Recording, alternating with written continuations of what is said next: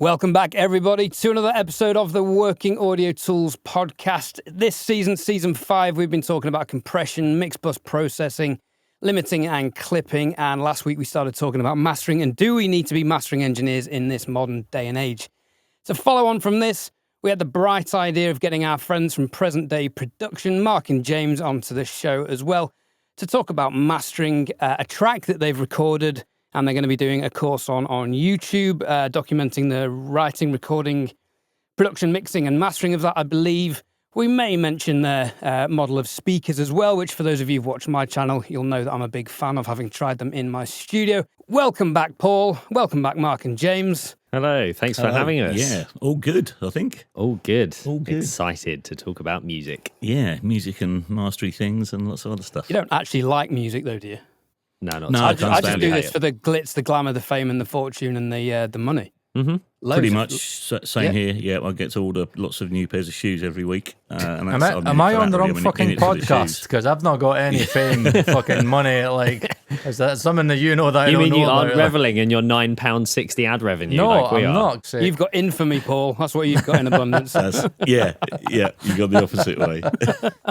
So we've been covering mastering, and last week I think it was quite interesting because we've been speaking to lots of high-end mix engineers, and they're basically all delivering mixes pretty much mastered to their mastering engineer, and then it's a minor tweak, more of a transfer, a bit of a level increasing exercise, and then they're just passing it on. So what are your thoughts on mix engineers needing to be mastering engineers? That's what you've just said there. To me, that's what mastering is. It's a bit of a level tweak, a bit of an EQ tweak, balance some tracks together for an album, and the main thing is to get it in the best possible shape for release for its intended distribution mechanism. So that might be streaming, it might be vinyl. We're seeing a lot of cassette coming back these days. Cool. Yeah, which is quite cool. I don't think anyone's listening to it, but it's good as a little merch thing. So that's my job as a mastering engineer, is to get a mix through. And in the case of the label work I'm doing, it's get the mix through, go, okay, is there anything technically wrong with it? Is there a huge 10 hertz hum that nobody's picked up on? And then to just gently shape it in the most transparent way possible for its intended distribution format. And normally the brief I get from most of the mix engineers I'm working with through labels is, don't break my mix. That's they're happy with the mix. The mix has been signed off by the artist. So it's my job not to put my signature on it or anything like that, but just to do whatever I need to do to, as transparently as possible, to get it ready for release. Yeah, that makes sense. And that's what we're hearing from a lot of the big mix engineers. We're also hearing from other mastering engineers we've had on the channel. They're kind of coaching and mentoring the mix engineers a little bit if there are things quite obviously wrong, which will bring us seamlessly onto the track that we're going to talk about a bit later on today that I've mixed for you guys and had a first attempt at mastering. How far do you go into kind of coaching and mentoring mix engineers and clients? Or is it a completely separate standoff? I'll master whatever you deliver. Or is it a case of developing relationships? Yeah. And how much of that do you do? Yeah, that's a lot of it. So really the clients fall into two categories. So there's the labels where most of the time I really don't have to do very much at all. And I'm sort of quality control, second set of ears or third set of ears.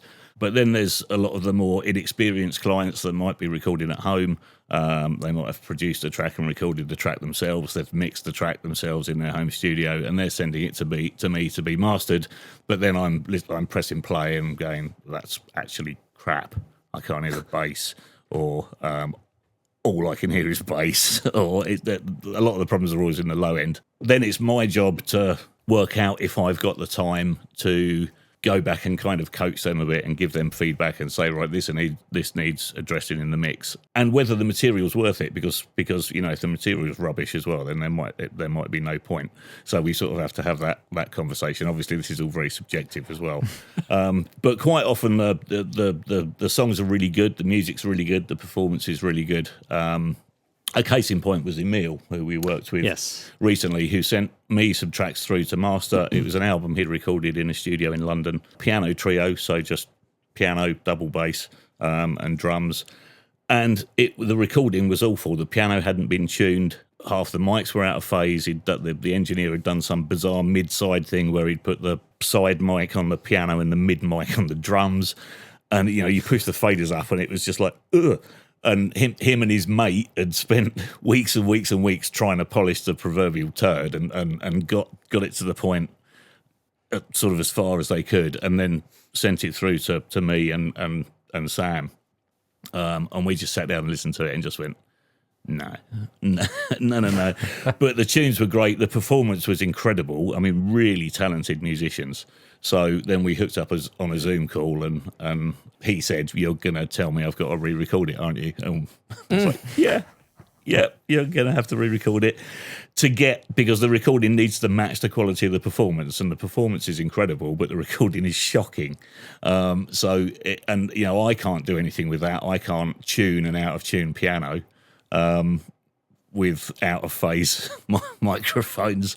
You need to go back and record it again, which is what he did, and we helped him do that. So we booked a studio with a 9-foot Steinway and, top spec studio. And then with that recording, I mixed it and mastered it. We decided to do an Atmos mix because I think it's quite important. There's like a little niche there on the Apple Music playlist. Hang on, a jazz trio in Atmos. Yeah. Ooh. So an Atmos mix was essential. And for me, the mix was just pushing the faders up because the recording was so good. And just little tweaks for Atmos. So just panning the overhead mics up slightly. So when you sit and listen to it, you can hear the difference in height between the snare and the ride cymbal. Ooh. Just little things like that. Yeah, as a drummer, that is arousing. Okay. It's amazing, isn't it? You sit in the room and shut your eyes, and you're just in the room with the band. And in Atmos, whatever you do with it, it works. So we've kind of kept it very much band at the front. So the piano's quite stereo, the bass is slightly off to the right, and the drums are slightly off to the left. So it just sounds like you're watching the band in a small jazz club. But if you pan the bass behind you and the drums behind you and the piano over there, it still works, doesn't it? Yeah, it's totally. just like you're then in the middle of the band, and then one bloke's over there, one's over there, and one's over there. So it still works. If you want to hear more bass, you can literally go and walk over to where the bass is coming from. If you want to hear more piano, and that's really cool. Even with just the standard kind of LCR mix with the effects as such, there aren't really much, but just the reverb as the Atmos surround channels and ceiling channels. It's so much more immersive, even without having done any kind of like ridiculous panning techniques like a trumpet flying around your head or something.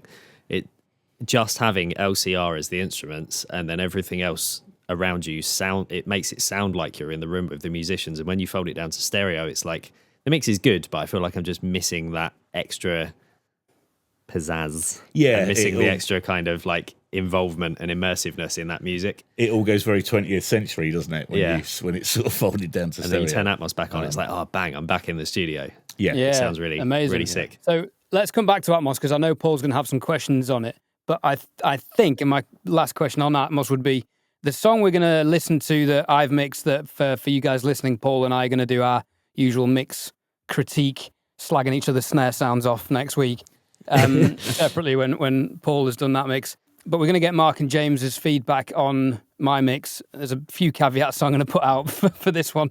But with you guys are doing a YouTube course. It's going to be free, I believe, documenting the writing, recording, and production of this. Now, this track lends itself to Atmos, and Paul, I know, is already excited to do an Atmos mix on it. Was that very much in mind from the conceptual process?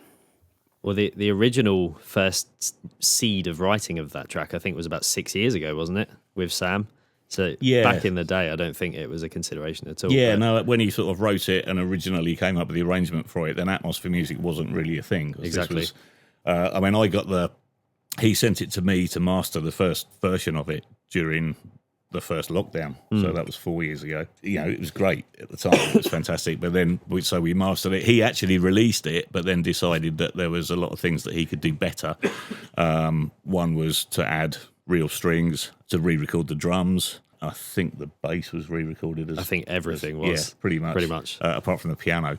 I've actually been struggling with the Atmos mix for this, believe it or not, because we've done this the wrong way round. So my mindset, particularly in the last 6 months when we've had the room really dialed in for Atmos, my mindset has completely flipped. And what I did with the meal stuff, so this is going back to the piano trio, is I mixed it in Atmos first, and then the stereo mix is just the 2.0 version of that Atmos mix, and it folds down and it works and it sounds fantastic. With I Can't Stop, we did the stereo mix first, and I think that was a mistake. I'd have rather done the Atmos mix first and then listened to the fold, because now I'm so used to the stereo mix that whatever I do in Atmos sounds a bit weird. And the thing is that the stereo mix took ages as well. Ages. It didn't really. I mean, my initial mix took 20 minutes, and then... Well, yeah, but the twiddling afterwards. Yeah, but then Sam came in and changed a few things. We sort of worked on it together. I feel like the Atmos mix would be even faster, because that's what we've found so far, isn't it? The Atmos stuff tends to just come together much easier. It sounds better and it's much easier to do. Yeah, because you've got less contention between each position of speakers. There's less kind of masking going on, so you're not having to dial in notch EQs and all that kind of stuff. Yeah, you're not having to shoehorn a load of instruments into two speakers. You can just start by moving things around. But then it still works when you fold it down, and it still sounds... it didn't for the longest time, but now it does. Now the algorithm's getting very, very good, and it does fold down really well. Mm-hmm. And is it the improvement of the algorithm, do you think, that's making the fold down better? Because if you were saying it was, things 100%. weren't folding down before, but now they are with the same amount of processing. Yeah, I don't know what it's doing now, but it's getting better all the time as well. And it's not just the fold down that we hear when we're working in our DAW of choice, or you're doing it in the Atmos renderer. It's the consumer playback as well, because so if you upload a stereo mix to Apple Music, that stereo mix is there forever unless you re-upload it. It doesn't change. Whereas with the Atmos mix, because you upload it as an ADM file, that binaural mix that you'll be hearing on headphones, if you're listening on headphones or on AirPods or the things that most people are listening on consumer playback devices, little shouty bean cans, whatever it is, that decoding happens in real time on your device, and it gets better and better with every OS update. So a couple of years ago, when we first started getting into Atmos, the binaural render on your phone just sounded like the stereo mix in a bin. It was awful. Now it's like quite often I've been checking a mix on headphones and then going, I forgot to mute the speakers, gone to mute the speakers, and no, I had muted the speakers. It's just that the headphone mix is so good, it can be difficult do you know what? This happens to me all the time at home when I'm either sitting watching something or listening to something in Atmos. I've got AirPod Pro 2s, and if you have the head tracking on, it's so convincing that it's coming out of a speaker. You have to check. I do. You have to take them out all the time. You think you're upsetting the neighbours. You're like, oh my God, what's going on? No, I literally do all the time, because if I'm listening late at night, I'm like, oh shit, I'm going to wake up the family. And then I take them out and I'm like, oh, hang on. It's not there. So it's definitely got better, especially the kind of the spatialization of like head tracking and stuff as well. It makes a huge difference. Yeah, and we've gone completely from stereo mastering into Atmos. So sorry about that. Yes. But it is. But I really feel it is the future of music. I was saying to you before we started recording, I've stopped stereo mixing altogether now. If someone comes to me and says, "Can you mix this? I want a stereo mix," and it's like, "No, I'm not interested." Do an Atmos mix, and you can have a fold down from that if you want, because it's to me it really is the future. Well, especially as well with Apple Music only kind of playlisting Atmos mixes, it makes sense to do it on that, because you've then got the capability to be playlisted. Even if you don't want to use it, at least you've got it. Yeah, I mean, the floodgates for Atmos will open when Spotify declare the same thing. Whilst they're not bothering, and they're still the biggest streaming platform, I think the floodgates will remain they're not bothering, closed, if only leaking. Yeah, well, I think what they'll want to do is how they wanted immediate playback, 0.02 seconds. I think they were aiming for something like that initially. They will how they figured out a way of getting that immediate playback was, as soon as you start typing a song, it's loading in the background all the versions of the songs you might be choosing. So if you say like Simply the Best Tina Turner, 5 options will come up: the original album, the remastered version, the best of, whatever. Those are all downloading in the background. So when you press play, it can play immediately. I believe. Interesting. If you've watched the Netflix documentary, that's really clever. Which is fascinating. So I think they're probably working on how to do that for Atmos in the background. And when they get it, which I have no doubt they will, it'll be massive and the floodgates will open and we'll all have to come and buy your mum's 6 speakers for Atmos setup. So. Yeah, exactly. It's just quite terrifying that people's attention spans are that I was short. just thinking. You beat me to it. I was just about to say, like, I don't mind waiting a second. Like, is it really that much of a big deal? I remember the days when you had to queue up the wax cylinder. That certainly wasn't. That was back before lighting was 20 invented. seconds. Yeah, but yeah, I mean, even on Apple Music, it's not that slow. It's like a second, maybe. Yeah. Let's have a listen to the track that we're talking about. I Can't Stop. Now, this is my mix, and then I want your feedback on the mix if possible, and also we'll have a quick listen to the master. We'll just play a snippet of it because it's quite a long and interesting arrangement. But I'd love to get your feedback on the mastering as a newly amateur mastering engineer. I'll caveat this with the mix that the mix was done with my subwoofers in my old position, and the bass wasn't working. And B, it was my first mix in Logic, so it was more of a... Sorry, Pro in Tools, Pro Tools. you mean Pro Tools, yeah. Pro Tools. So it was more right. I'm learning Pro Tools and setting up my template whilst I've got this mix on the go. So it took me about a week. Pro Tools is interesting, to say the least. I am tempted to sack it off and go back to Logic. Yeah, that's exactly what I did. That's what we've done. We spent 6 hours with an avid certified Pro Tools expert on a video call just trying to get the fucking thing to play through the Dolby renderer. Yeah, the problem was it wouldn't get the LTC timecode nonsense to talk to the renderer, and which means you get no metering at all.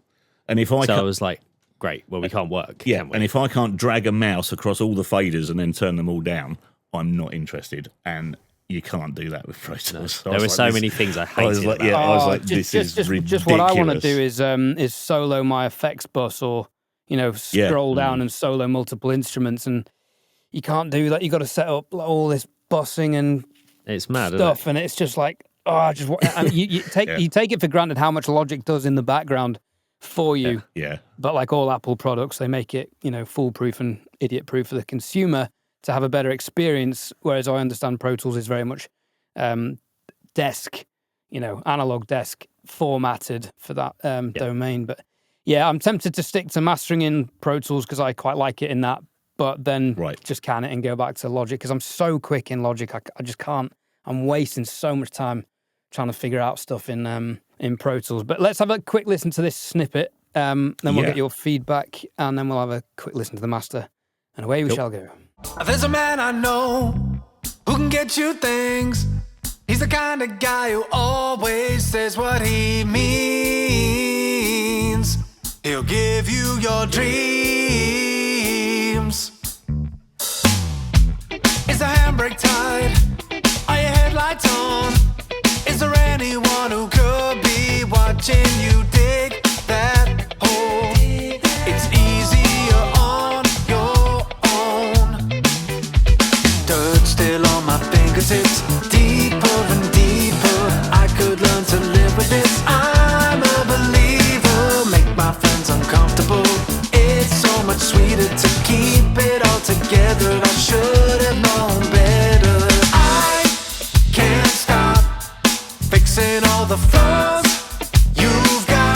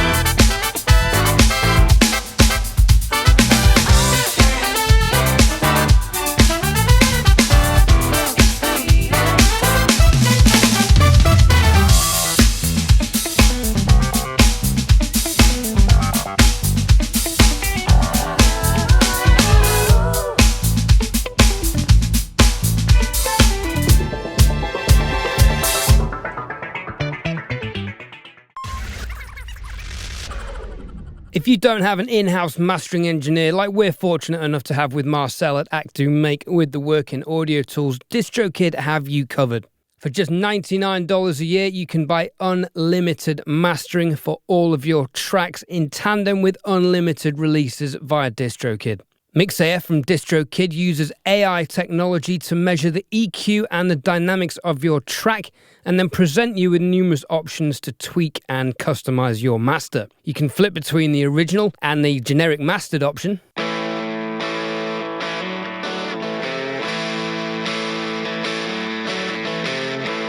Blame it on the whiskey. Blame it on the bad weed. So instantly we can hear that's making the track louder, and it's also slightly flattening the EQ, bringing in a little bit more of the mid-range and of course the top end. We can adjust the intensity, which is how much compression and limiting is being applied to the track. Blame it on the only thing you've ever seen. Run and tell your mother. Blame it on your brother. I think somewhere in the middle works for this track. And the EQ options are self-explanatory. We can make the track effectively duller or brighter. Just ain't right. All you do is lie. All you do is try to deny. All you do is lie. Even when you know it just ain't right. All you do is lie.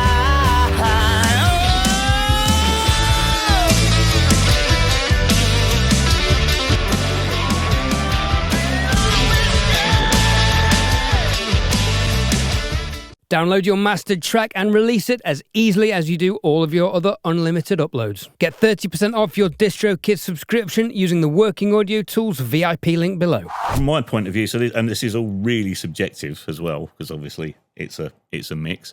I mean, I'm going to blame your poor monitoring setup already. Yeah, it's crap. It's awful. And the Trinov's not helping either at all. Fucking hell, it's rubbish, isn't it? Oh, it's useless awful. piece of software. You're better off listening on an AM radio. I have to go back to doing car checks again. It's a nightmare. So the first thing I noticed, so I listened to the mix and your mastered version of the mix. The mix was actually clipping. It was particularly on the tom fill on the intro. It was up into the red at plus 0.2. So that's not necessarily a problem, because if a mix isn't limited too much, then I can just turn it down, which is what I did. Yeah, that is actually a problem I've since come across properly and addressed. But yeah, I would have missed it at that time on that mix. That's a fair comment. And that could be something to do with you getting used to Pro Tools as well. From an actual sort of artistic point of view, it didn't do it at all. And that's again, it's all very subjective, and it's all, for me, it's all based on emotion. So it's how does the song make me feel? What does the song make me want to do? Does it make me want to dance? Does it make me want to cry? Does it make me want to run out of the room screaming? What does it make me want to do? And with this one, it just makes me want to dance. I just want to get up and move about. I don't know if I could try and condense it into one sentence. To me, it sounded like there was a glue knob and it was just turned up way too much, and it sounded a bit crunchy and a bit distorted. And when I first heard the track, or when I sort of approached the mix, I wanted everything to have it take its turn in sort of exploding out the speakers and punching. You want to be slapped in the face by in a really dynamic kind of way.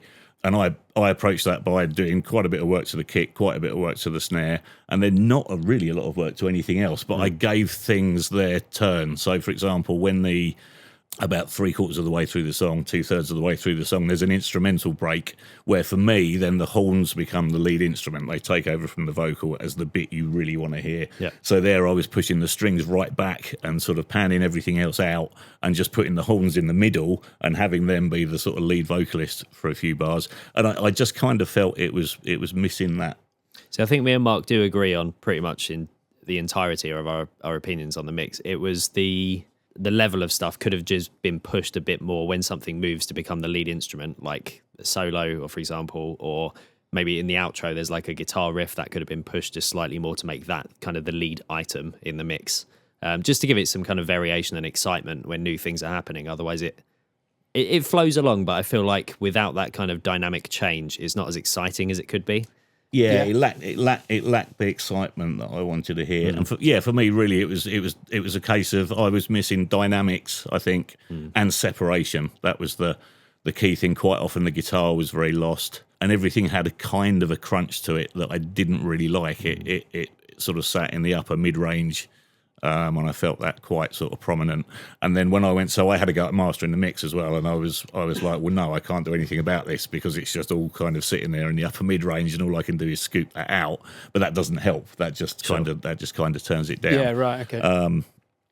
So that's kind of how I felt. But again, it's all really subjective. Yeah, obviously it's a creative thing, and everyone has their own kind of approaches to it and their own opinions. And there's not really a wrong way to do it, but I think having heard our mix, which was like super punchy and forward and everything kind of jumps out at you, that might be also where there was kind of a shock of that not happening so much in Ed's mix. It was just like I was expecting to be, in the intro, for example, there's like a big kind of tom fill just as the first verse is going to come in.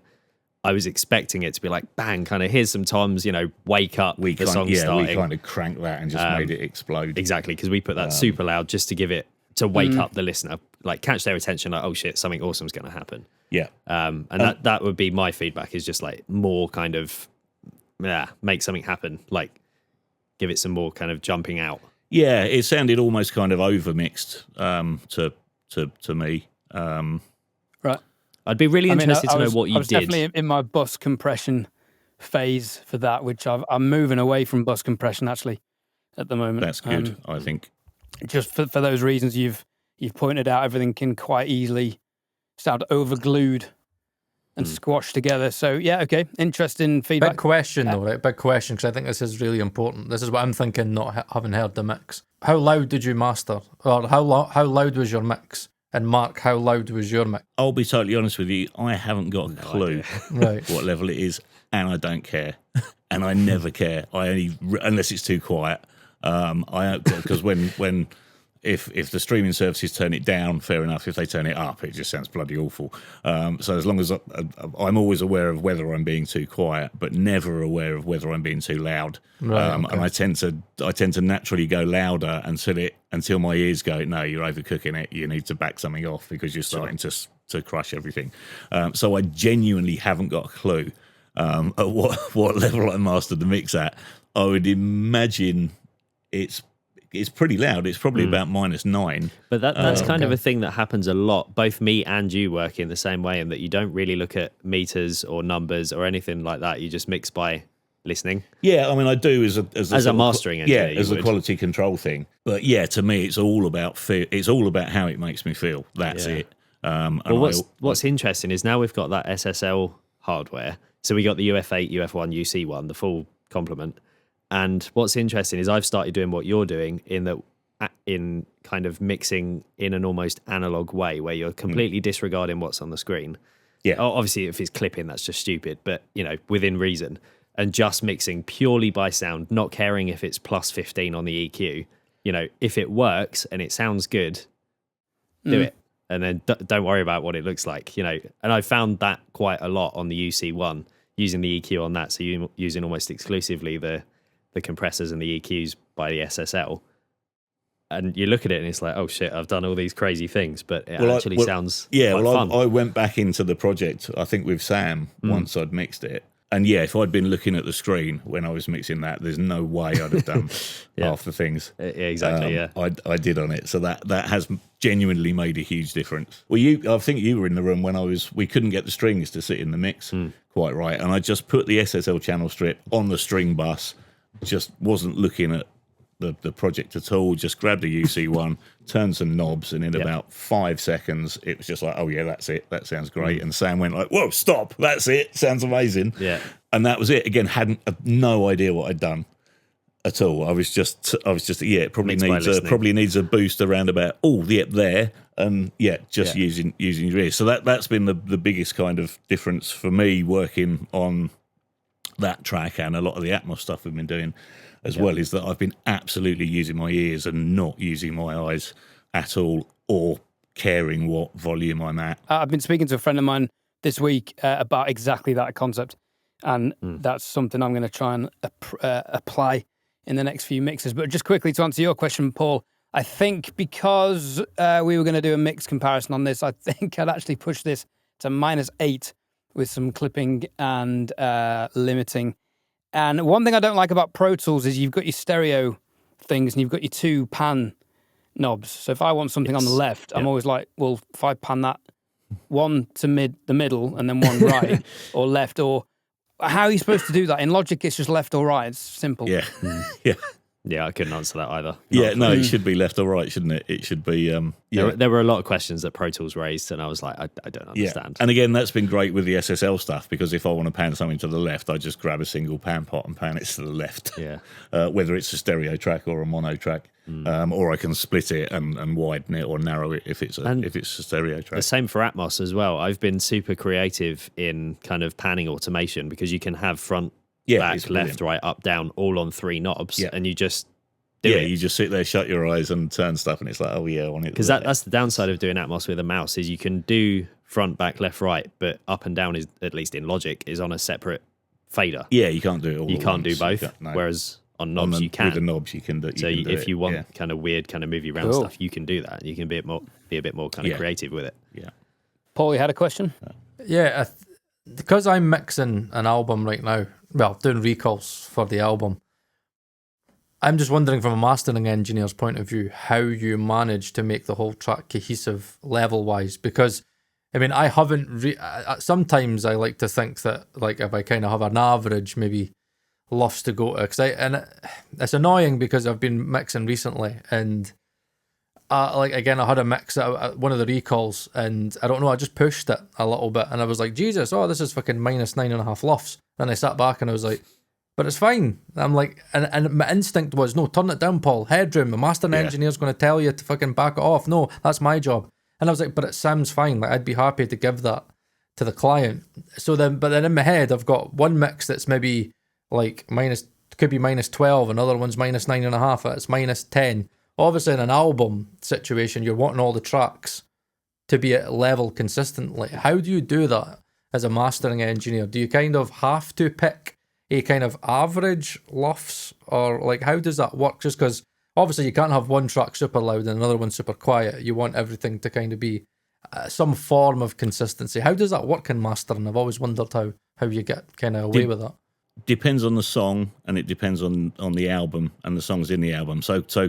So my advice to a mix engineer who asks that same question, how loud should I mix to? Should I worry about it? My advice would be, as long as you're not, as long as you're not limiting the hell out of it, and it's literally overcooking it, go as loud as you want. And some of the best albums ever that put you on. Two things. First of all, it's less important these days because people haven't got the attention span for an album, and a lot of people are just picking one song from Dua Lipa, then another one from Metallica or whatever. But people that do still enjoy listening to a cohesive album, some of the best albums, some of my favourite albums, there are huge differences in level between the songs, and I personally really enjoy that. So if you've got a really rocking, slamming intro track that's immediately followed by a ballad, and that ballad is significantly quieter, I'm not in mastering. I'm not going to try and bring that ballad up to the level of the rock track, or the rock track down to the level of the ballad, or necessarily average it out. Sometimes I might average it out a little bit, but the main thing is the thing about an album is that, isn't it? It's the ebb and flow. If everything's super cohesive, it just gets a bit boring. You want to. And it just goes back to emotion. So you want to get the emotion of the song again. And it's like, okay, it's always about how does this make me feel, rather than how does it sound, or how loud is it, or it's always about how it makes me feel. And quite often, again, with an album, I tend to do an album in several stages. So first I'll work on individual tracks, and then I'll put everything together in the running order and work on it as a cohesive album. And once I've done that, at that point, I'm never worried about what the meters tell me, within practical, technical reasons. Obviously, I don't want the streaming services to turn it up, or I don't want it to be slammed so hard for vinyl that the needle's going to pop out the groove. So there's technical things to worry about. But once I've taken care of those technical things, then it's always the emotional thing. And it might be a case of turning a quieter track down a bit, so as you actually get more of a difference between the louder track and the quieter track. So I tend to approach it very much from that perspective, rather than trying to sort of level everything out. That can be difficult. The hardest albums to master, I don't get too many of them these days because it's all kind of done on the streaming services, but the hardest albums to master are compilation albums, because quite often you're getting 25, 30 tracks from labels that have already been mastered by 25 or 30 different people, and you've got to make it sound like an album. And quite often that's like, oh my God. And then you're dealing with 25, 30 different artists, and it's like, look, so those can be the toughest things to master in terms of an album. Because I think one thing that always interests me with a lot of modern day pop albums is that you'll get the single mixers. So you'll get, normally if it's like a big British artist, it's normally Spike that'll do the big ones. Yeah. Mm-hmm. Again, you'll do like your Liam Gallagher's, you'll do your Ed Sheeran's and stuff. But then again, you'll find that the other tracks, I don't want to say less important tracks, but you have your single tracks and your album tracks, that they're done by somebody else. And I always wondered, like, about, obviously you've got one style with, say, Spike, a single mixer or Serban, and then you've got a different flavour with, say, a mixer that's maybe done the rest of the tracks, or maybe two mixers that have done it. And I've just always sat in my head in an album, and again, it's interesting that you're speaking the way you're speaking, because I've always thought that it has to sound like a cohesive piece, and every song kind of tonally has to kind of sound similar-ish. But I take it that's just not something that actually matters. Is that just me probably overthinking? No. Yeah, no, I mean it does. It has to sound like a if it's not a compilation album, if it's an album from an artist, then it has. I think it does have to sound like a cohesive album. And I am looking at things like, so if there's if track one's is quite bass heavy and that's what the artist wanted, and then track two isn't, but sounds like it needs to be, then I'll adjust one or both and average it out again tonally. And sometimes you get an album through and like you say, some singles would have been mixed by a very experienced mixed engineer, and then the sort of album filler won't have been. That'll be Graham mixed it on headphones on the train or something like that. And then that's that's a tougher job. But it's about getting the quality up to the. So then if I had a mix by Spike and I had a mix by James, I'm not going to bring the Spike mix down to the level of the James mix in terms of quality to get it to sound more cohesive. I'm gonna do very little to the Spike mix because it will be fantastic. Whereas James's, I might be tweaking a little bit more to try and give that the extra polish to get it to sit with the Spike mix a bit better. But in terms of actual volume, I think to have a sort of up and down flow on an album can be a fantastic thing. One of the big differences with Atmos as well, this is all kind of changing now, particularly the John Williams stuff. Yes. You listen to the choral piece on that, and the intro of that track is so low in volume that you can hear the ventilation system in the room, and no one's gone to the trouble of denoising that, which is brilliant, because it just sounds like you're in the room. And then 20 seconds in, it can literally put the fear of Christ up you. You just get this huge crescendo. Yeah, the dynamic range is insane. It's terrifying. It's absolutely terrifying. And if that had been leveled out in mastering, it wouldn't be anywhere near the experience it is now. It would nullify the emotion. Exactly. The song. Yeah. Absolutely. Yeah. Yeah, the dynamic range of a lot of stuff, particularly in Atmos world now, is massive. So I do pay attention to the technical meters, and specifically for physical formats like vinyl as well. You have to be very careful with the technical requirements for that. But normally there's an emotional meter in there, and that's the one that I'm really concentrating on more than sort of anything on the screen. I remember hearing an Avril Lavigne album maybe 15 years ago. This was before I was anywhere near into mixing. And I remember thinking every track sounded different, and I looked at the credits, and it had like 7 different producers, 7 different mixing engineers, 7 different mastering engineers. And I was like, you can tell. It sounded pretty ropey, to be honest. I mean, it all sounded good in their own way, but it was all very different sonic signatures, which I found quite interesting. So the mix I sent you there, actually, because I knew we were going to be doing a podcast episode on it, was hyper pushed. I think I had it at -8. plus obviously the clipping, which escaped my notice. So that's what I sent you because I actually forgot to do an unlimited bounce. And I just thought, do you know what? Right. I'm going to challenge myself with the master and think, sod it, let's just do something that's over compressed, over limited, and see what I can do with it. Let's have some more honest thoughts, brutally honest thoughts on the master. Bear in mind, it's probably the 5th track I've ever done. Yeah, in terms of the master, the mix wasn't ready.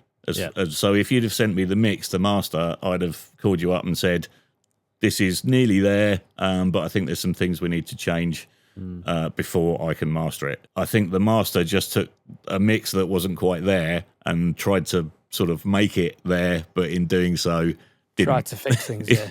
Right. yeah. It wasn't. I wouldn't go as far to say it was trying to polish the turd, but it was.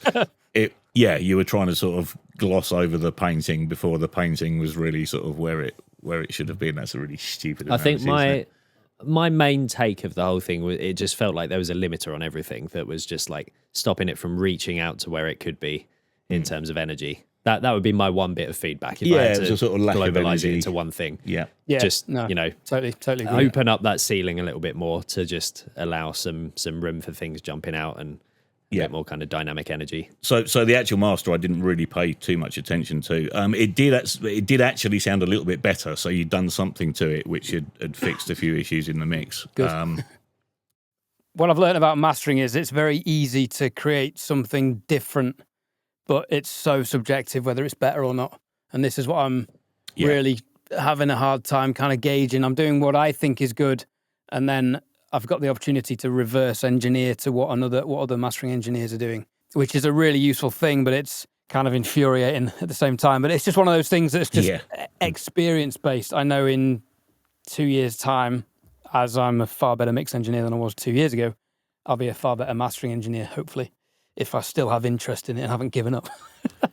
Yeah, and it's about how you approach it as well. So, and I think the important way to approach it is, or when I first started to get success as a mastering engineer, was when I stopped trying to change people's mixes. Was when I realised that in quite a lot of cases, the best thing I can do is nothing at all. And it took 25 bloody years to get to that point. If I could go, because I first really started mastering when I was a teenager, when I was back in the 80s, when I was recording songs off the radio onto my Tascam 4-track. And they all sounded different, so I was EQing them differently on the way in, and then doing sort of mixtapes for the car and stuff like that. And that was mastering, I guess. And then I kind of did it on and off for in parallel with sort of production and recording and loads of other stuff for years, mainly due to budgetary things. Bands said, "Could you master it for me as well?" Yeah. So I started doing that. But when it really started to, or when it really kind of sunk in, was when I mastered an album for Brian Auger, who is quite a huge jazz artist and has been since the 60s. And pop as well. He was very big in the pop world in the 60s, and then went down a sort of jazz fusion route in the 70s, and is still recording to this day. And he sent me an album that had been sent to Abbey Road, Sterling Sound, Metropolis. He'd been absolutely everywhere and wasn't happy with any of the masters that came back, and sent it through to me for me to have a shot. He's one of my absolute idols, so I was terrified. I was like, I really can't get this wrong. If I get this wrong, I'm just going to cut my ears off. I just don't care about music anymore. Whatever I did made it sound slightly worse. So in the end, I didn't do anything. I did literally nothing. I think there was one song. It was a live album as well. It was very dynamic, and I think there was one song where I might have EQ'd half a dB. At about 100 hertz, and another half a dB at about an 8K or something like that. Tiny moves, and I normally I master an album fairly quickly. This I was working on for 2 weeks. It was ages. And every time you came in the studio, I was like crying my eyes out, going, I don't know what to do with this. I don't know what to, everything I've done sounds like shit. Yeah. And I'm thinking, should I just send it to someone else and see what they do? But but it slowly started to dawn on me that the less I did, it just sounded fucking amazing when you just played the mixes. So I literally did nothing, and then sent it all back, and then got a phone call the next day saying, we love it. It sounds amazing. And What have you done? then I was waiting for the what Yeah. did you do? And then came the what did you do? And I was like, nothing at all. I literally, 8 out of those 10 songs, I just sent you the files back exactly as they came to me. I haven't even put a limiter on them. And he said, if that's what it needed, that's what it needed. It sounds amazing. We're really happy. And then I got the job to remaster his entire back catalogue, which has been a process which went on for about 2 years. From fresh transfers of all the original tapes. Something like 30-something albums, Yeah, wasn't it? ridiculous volume of material. Yeah. Sounded absolutely incredible. And so that's all been done, and that's now being released on vinyl and streaming and everything else. So now basically everything from that artist that you type in on sort of any streaming service or buy in any shop has got my name on it, which is great, which I'm really proud of. But that really, and then word spread of that. I don't know how word spread, but then I got loads of jazz artists phoning me up and going, "Are you the mastering engineer who doesn't do anything?" And I was like, yeah, I guess so. And they're like, "Oh, great, can we send you an album?" And then it just exploded. It just went absolutely ballistic. Are they paying you for and the so- tracks you don't touch? Oh yeah, because That's they're part of the process. Yeah, they're paying for me to tell them that the mix sounds fantastic and they shouldn't worry about it. It sounds amazing, and that's just as important as if I'm doing stuff. In fact, I think more so. And mastering's seen as a dark art, and it's not at all. Mastering's for lazy people that can't be bothered to do a mix. It's the easiest, or it should be the easiest part of the whole production process. There's no voodoo, there's no black magic to it whatsoever. It's like, listen to a mix. Does it sound fantastic? Yes. Okay. Do as little as possible. Does it sound fantastic? No. Okay. Can I fix it as a stereo file? Or do we need to go back and revise the mix? And then if you need to go back and revise the mix, do that.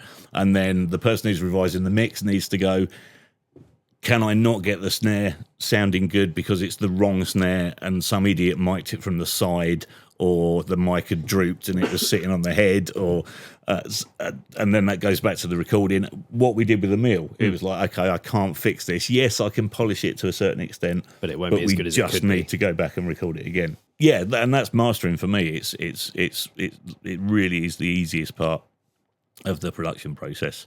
It does seem less is more effective. Yeah, certainly if you want to get to the point where you're working with labels and things like that, because you will have, if you change someone's mix because you feel you've got to do something, which is what I was doing, they will come back screaming at you and go, and literally, what the hell have you done to my mix? And then they'll go somewhere else. And then that reputation spreads just as quickly, if not more so, than don't go to this guy. He crushes the hell out of everything. Everything's got a smiley curve on it, or everything's, you get better results with Lander or something like that. And now I'm getting to the point where I'm mastering for Atmos as well, which is a completely different thing, and getting something I've had to learn pretty much from the beginning, because there's no stereo bus. So it's like, okay, how the hell do you do where that? do I put the things? Yeah, so that's been a huge learning curve as well, but we're kind of getting there with that. Elaborate on that, because that hadn't occurred to me.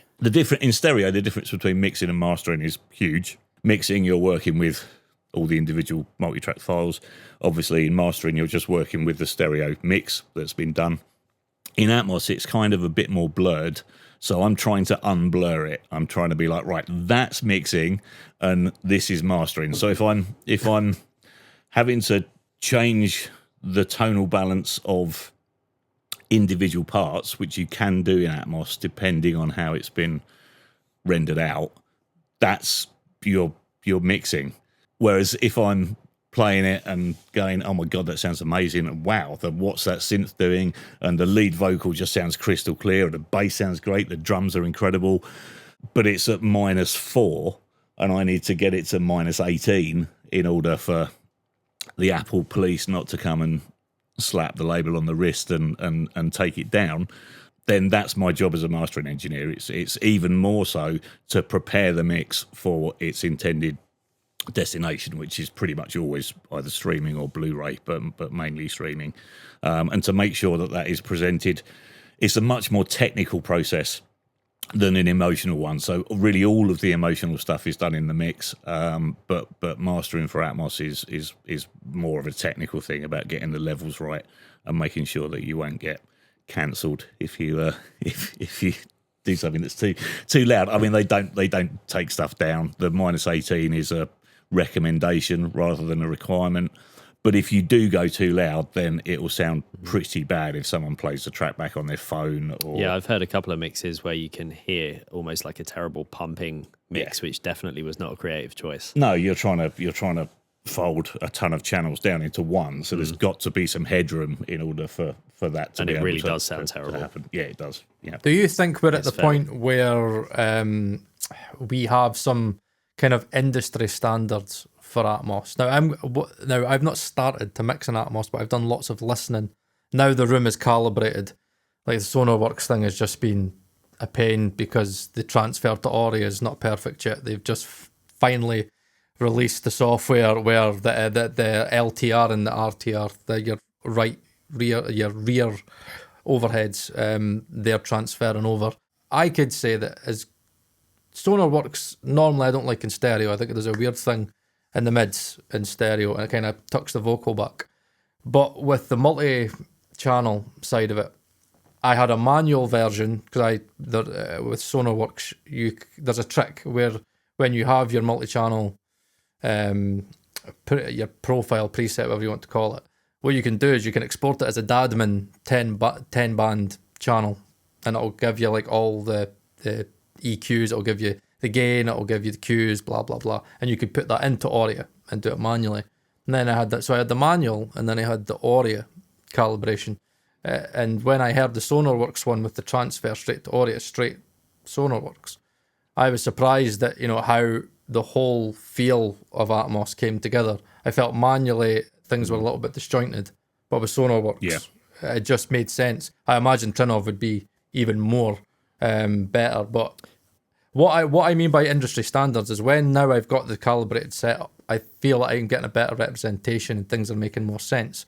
A few things that I've noticed already is that backing vocals, in like 90% of pop mixes I've heard, they always seem to be in the rears normally, and I do like the effect. Again, if you listen to Rocket Man, again you get that feeling behind you, and there's lots of ballads that I like where the backing vocals just come and it's like a little bit of a surprise. But I remember we spoke about this at the Audio event about how many people have not been using the centre channel at all, which again I think's daft. Your vocal is your lead element, it's in the middle, put it in the centre channel. Do you think that it's slowly starting to get in a way where there are kind of industry standards where, again, it's recommended maybe that you put your backing vocals in the rears, or again, you have the vocal at the centre? Or I know, again, I listen to Beach Boys, for example. I like the fact that in God Only Knows, pretty sure it's that, they've got the bass on the right-hand side, and it's like they're playing in the room. But in more pop stuff, it's like a stereo mix, but like expanded. Do you think we're in a place where there is going to be, I know it's subjective, and obviously like you let your creative flow get to you. If you want to put something there, put it there. That's the good thing about the objects instead of the beds. But I was watching an interview with Bob Clearmountain, and he was talking about his process, and he seems very fixed on the beds. He feels that if I want to play something, I'll place it in the physical speaker instead of having it as an object. But when I listened to, say, the Bryan Adams stuff, I listened to Run To You and I was like, oh, this is going to be great. And I was a little bit underwhelmed. I didn't feel like it did it as good. Now, one of my favourite Atmos mixes is Careless Whisper. I don't know why. I just think it's just, they nailed it. No, it's a good mix. It is a good mix. It's a great mix. When the saxophone comes in, it's just like, oh my God. And then, but then you've got certain songs like, say, The Chain, right, by Fleetwood Mac. Like, the Rumours is arguably like one of the best Atmos albums I've heard, considering they're such old records. Now, there was an interesting thing where if you were to put people in a room and you got to the part in The Chain where it goes down, down, down, down, down, down, down, The F1 section. and you would say, you would go, where are they going to put that? They put it behind you. Right. And I remember sitting there thinking, I didn't like it. I found it a bit disjointed. But there's certain things that I found in Atmos that do seem to be quite consistent, like the backing vocals in the rears, normally in the sides, and then maybe some of them will be tucked into the rears. But do you think that there are kind of things that you do quite consistently? Again, obviously, we think about mixing and stereo mixing. There is certain things that you'll have templates you'll work to. Is there certain things that you like to do on a consistent basis, or are you genuinely going to every mix and just like one mix will sound like this, another mix you might have the backing vocals somewhere else? Is there a standardization that you found that's kind of happening in the industry with Atmos? The more that people are mixing these records and they're slowly starting to do it right, because some mixes sound fucking god awful and they just sound disjointed and they don't work. And then, for example, I listened to Norah Jones, Don't Know Why. Oh, it's phenomenal. Everything just works cohesively. So do you think there's a standard? I think every mix should be treated as separate. I think every mix should be its own thing. You know, maybe within like an artist, if you're doing 10 mixes for them, you might find similarities. But I think the creativity of Atmos means there is no kind of set rules. I think you should experiment. I mean, I've found, obviously we've spent a hell of a lot of time at this point listening to various songs. I've found a lot of K-pop and that kind of stuff has backing vocals almost entirely in the side channels, in the side surrounds. But then lots of British pop, American pop might have it in the rears. But outside of those two things, I don't know if I've found too many patterns. I'm hearing a lot more patterns, like you say, Paul. I'm hearing a lot of backing vocals in the rear, and it's almost like there's an Atmos template going out, or someone's done a mix, and then everyone's trying to. And a lot of it comes from Rocket Man as well, because Rocket Man's quite boring for the first minute, because it's like everything's. It's like this just sounds like the stereo record, and then the backing vocals come in, and it's like ooh. And then the rest of it, and then that's the bit where everyone bursts into tears because it's, and all the hairs stand up on your arms, and it's like, oh my God, that's amazing. And it's still one of the best Atmos mixes for that reason, because it sort of introduces you to it very gently and then just blows your mind. Well, one standardization I have found is, so I listen to quite a lot of K-pop. I don't know how it happened. I went from rock and metal to K-pop. I don't know how that happened. But one thing I've found in terms of standardization is everything sounds incredible in that genre. Well, with K-pop, and I've started listening to K-pop a lot as well, and that's because most of the Atmos mixes are absolutely astounding. Nuts. And it's because they have approached every single song entirely on its own merits, and there are no rules. And I found a lot of the mixing decisions are much more adventurous as well. You'll have like vocals going side to side or spinning around your head or whatever. Yeah, can get annoying. The Western stuff is starting. There's several problems with the Western stuff. The first thing is the re-releases. So there's a lot of records that have been around in stereo for decades, and people are trying to do an Atmos mix but getting it to sound like the stereo mix. And I think that's ridiculous. If you want to listen to the stereo mix, just put the fucking stereo mix on. To me, in Atmos, you want something completely different. Yeah. And a lot of that comes from, I think, where people are working and how they're doing it as well. And I think that's so important that you're working on speakers at the moment. Yes, you can get so far on headphones, and I think the time will come where headphones will actually overtake speakers, because there's one big problem with mixing in Atmos on speakers, and that is that you can hear the sound coming out of the speakers unless you have calibrated your room absolutely on the nose. Very important. And we found that once we'd redone every week. So we got the same speaker all the way around the room. We got the position in as close to the spec orthodontist or whatever it is as we could get it. And then the Trinov just took care of the rest of it, and was and just even things like getting rid of desk reflections. And now I can pan anything at any point in that room, and when I shut my eyes, which I quite often do when I'm mixing in Atmos with the knobs now, with the SSL stuff, I can't hear the speakers. All I can hear is if I and I tried it with a sample of a bee just as an experiment, because you're used to hearing a bee flying around your head, and just panned this bee around the room, and wherever I panned it, it sounded, that was where it was. And even if I could bring it in and I could have it literally there, or I could have it coming out the left speaker, and it sounded like it was coming out the left speaker.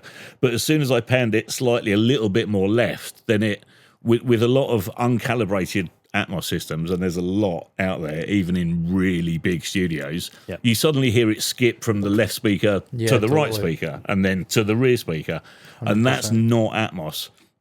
Atmos is channel agnostic, or it should be. It's not about channels. It's about position. It's about a 360-degree sphere of audio, and the best mixes encapsulate that, don't they? I mean, sure. there's a K-pop mix where there's an acoustic guitar that comes in about 8 bars in, and it's literally right behind your head. You feel like you could just reach out and actually pluck it.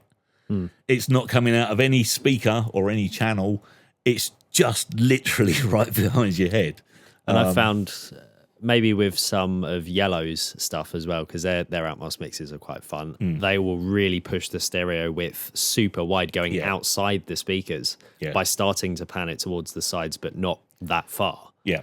And you get an even more massive stereo image because you're going past the speakers, and that's only possible with like a really well calibrated system. Yeah.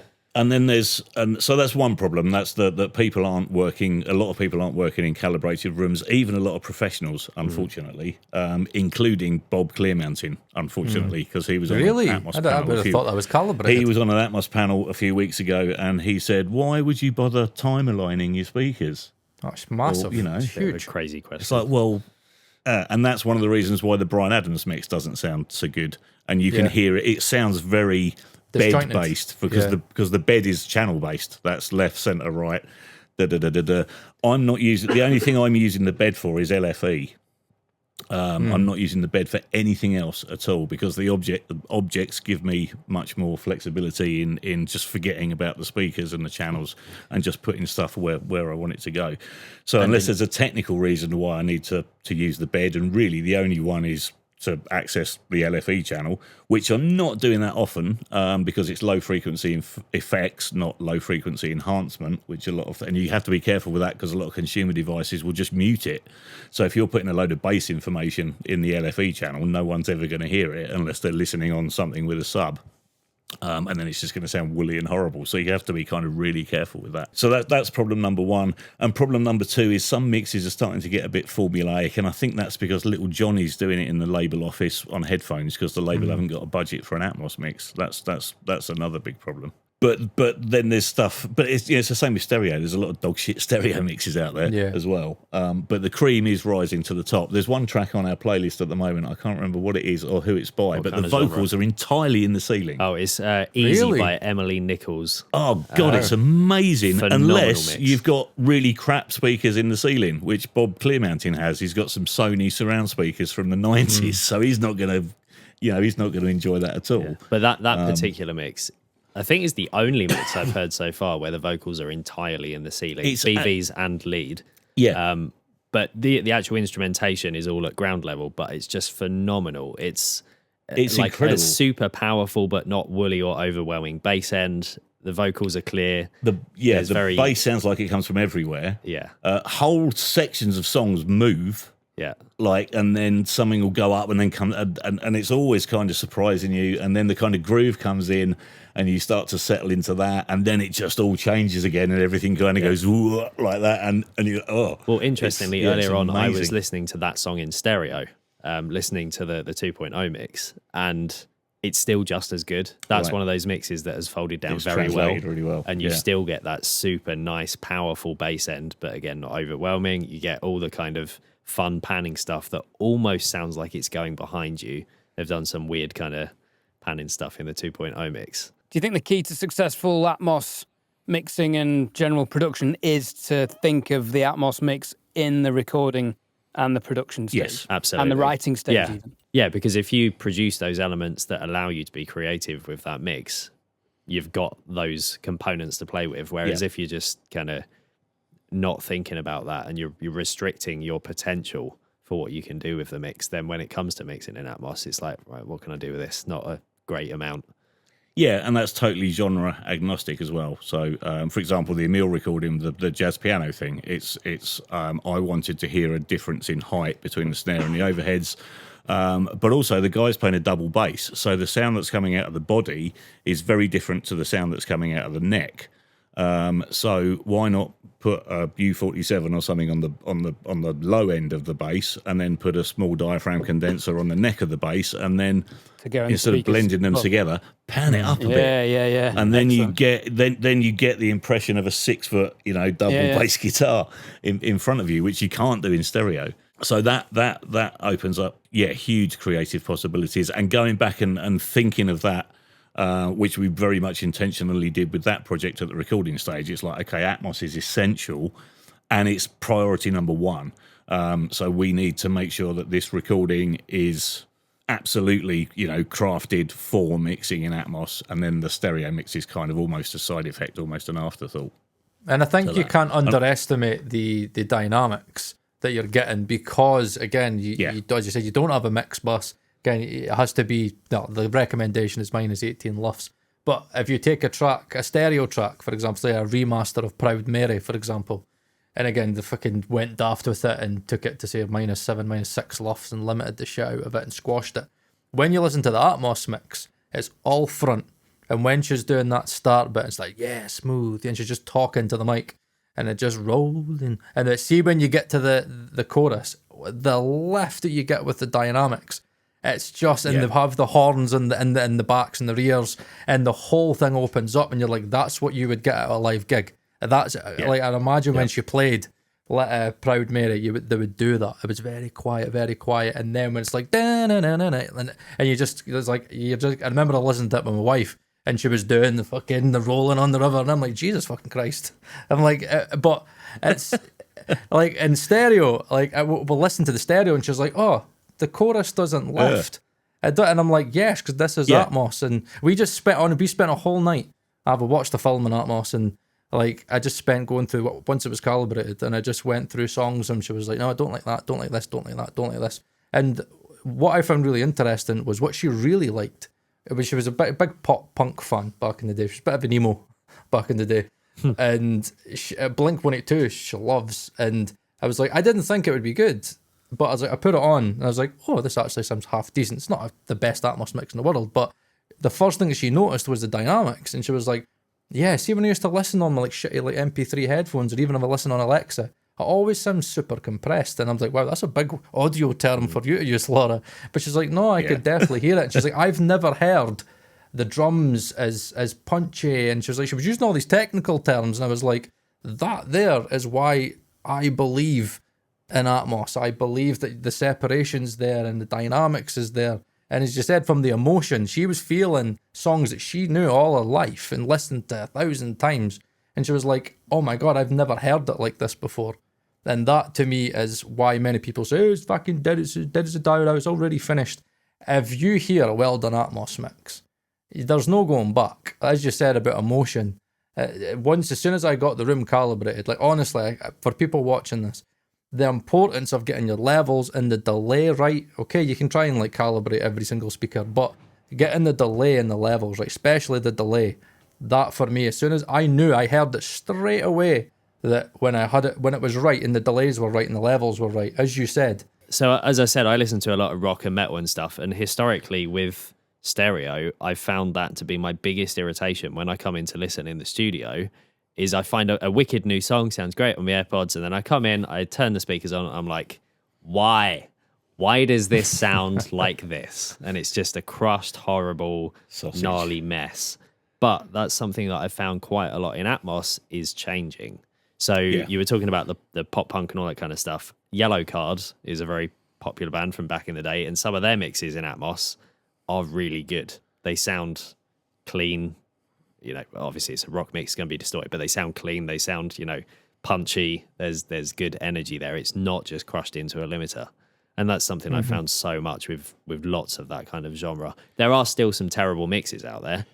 And there's lots of engineers trying to find ways that they can create a Sido stereo bus. So by putting a compressor on every channel in the project, and then side chaining that with a mono fold down of the whole mix in order to bring everything down like you're crashing it through a limiter. It's like, stop fucking doing that. But again, just stuck in the kind of stereo, this is how music should be.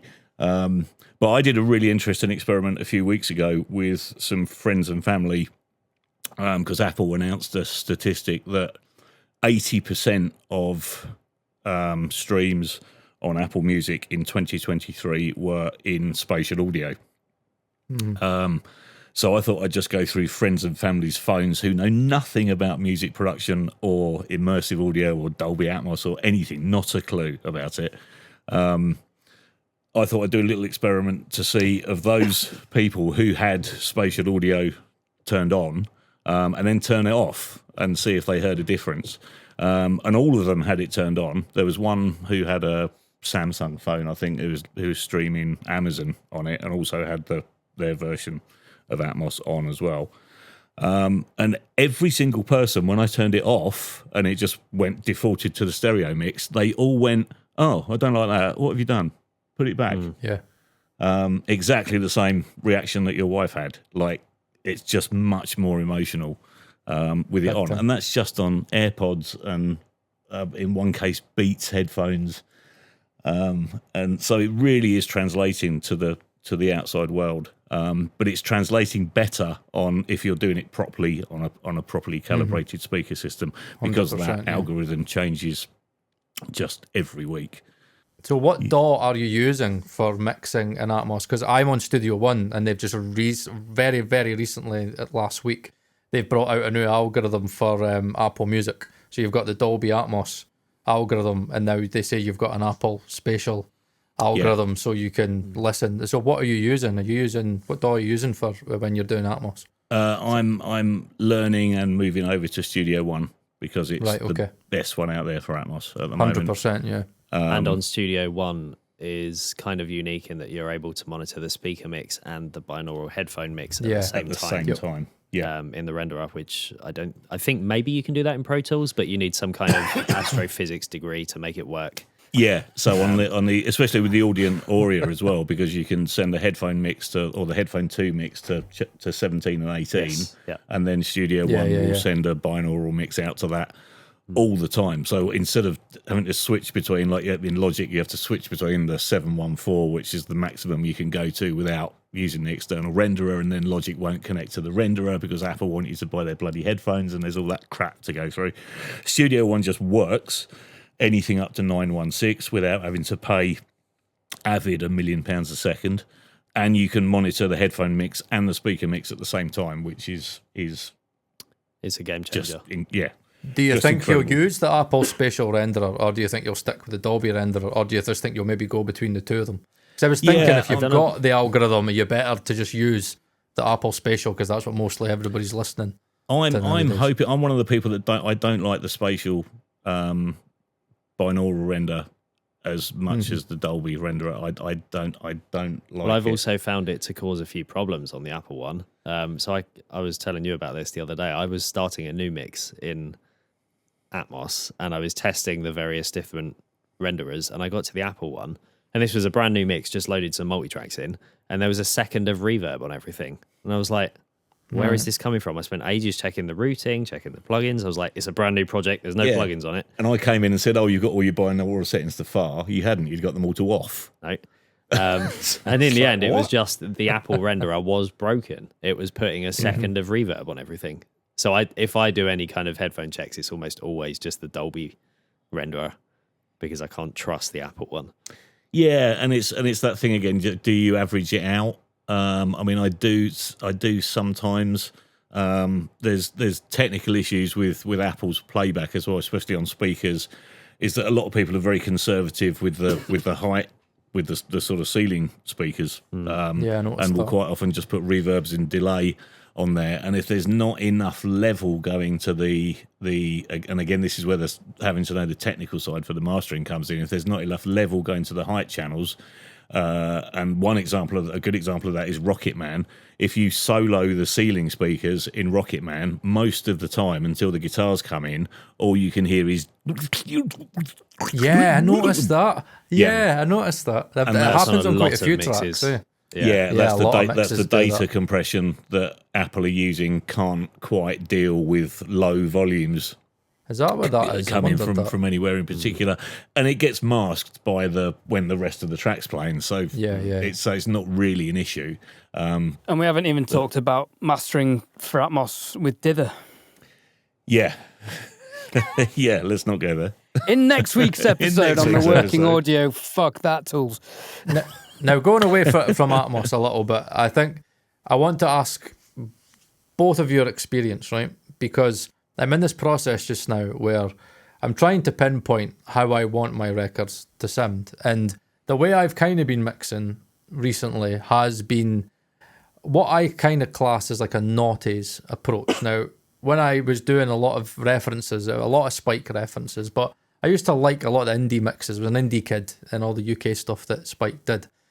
But what I'm noticing nowadays when I'm putting through mixes through, say, Isotope, tonal balance, I'm noticing that it seemed like in the noughties, maybe I'm wrong, but I don't know if it was an NS10 thing or because people were mixing differently, but it almost was like there was a lot of 8K, not enough bass, and mixes always seemed a little bit brighter in the noughties. But when I was listening to, say, Spike mixes now, Serbian mixes now, big mixes now, it's almost like a lot of the top end is kind of being rolled off. Is that something, has there been a change that you've noticed compared to, say, noughties compared to now? Are mixers mixing with less top end and more low end? Or is that just maybe a few tracks that I've looked at that just happen to be different? But I've noticed Spike's mixes have changed quite a lot. I think it could be one or two that you've heard, maybe. Because, I mean, there's one that was done by Spike, which was a Harry Styles song, Adore You, I think it was called, which I think from memory is quite a bright mix. So it could just be the few that you've heard. Right, okay. I think it's a technology thing. Really? But I'm older than you, so I've lived through more decades.